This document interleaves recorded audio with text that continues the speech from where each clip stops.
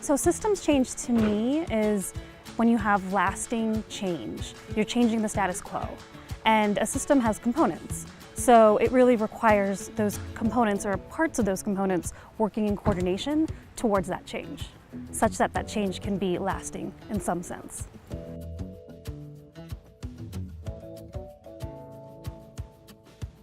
I think systems change is really important for thinking about increasing the impact of an organization or initiative, because working at a systems change level starts to get at working at the size of the problem.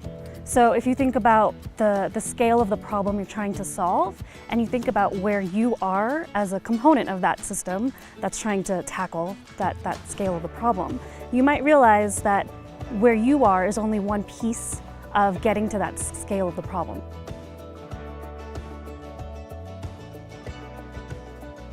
A great example of somebody who's lived through this journey or is living through this right now is your own, co-fellow Jordan Caslow with his journey with Vision Spring. So they have now reached 3.5 million people with access to reading glasses so that they can see better, they can have better, employment opportunities and learning opportunities, and the list goes on.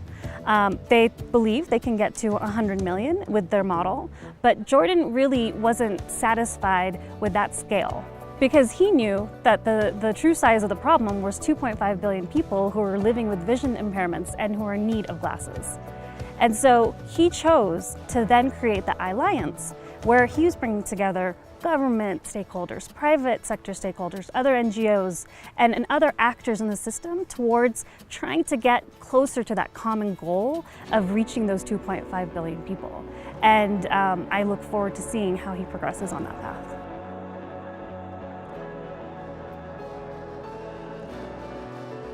So to start thinking about applying a system change mindset to one's work, there are a few things that I would start with.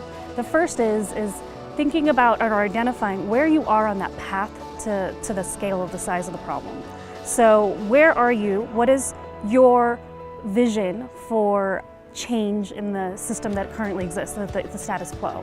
How far are you along that curve?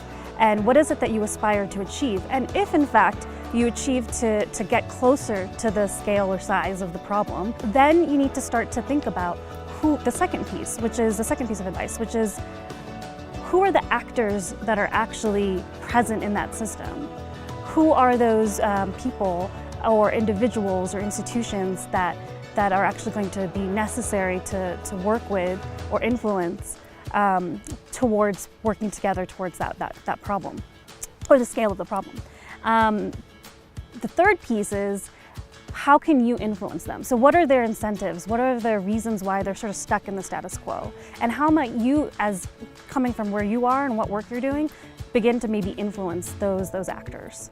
And then you can start to think about, well, what role do I have in the system, and how can I maybe start bringing together some of these other components towards that common goal?